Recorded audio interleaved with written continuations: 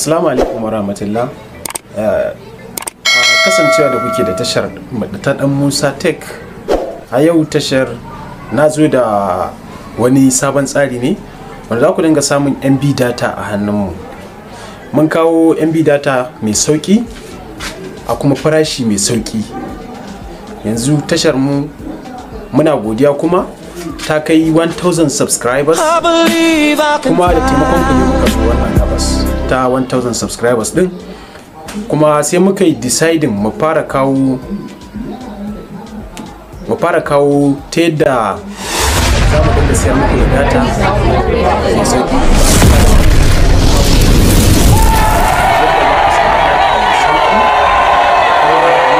Samu datar ma ba sai ka sa kudinka ba.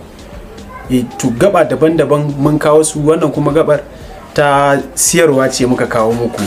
Masoyanmu da subscribers ɗinmu da abokan aiki na YouTube, ina muku fatan da sabon tsari wanda za ku iya samun data ta hannunmu mai sauki.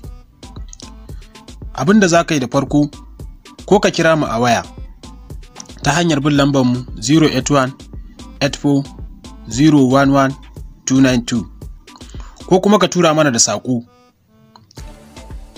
a wannan lambar tamu 081 84 011 292.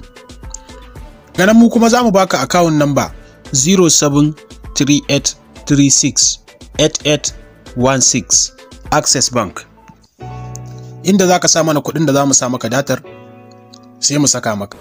Bidiyon nan da na koyar da shi ne don kasuwanci da channel nan ta fara kawowa na harkar yadda za a siyi data a hannun mu masu channel din, kuma don ilimi ba don wai cutar da wani ba.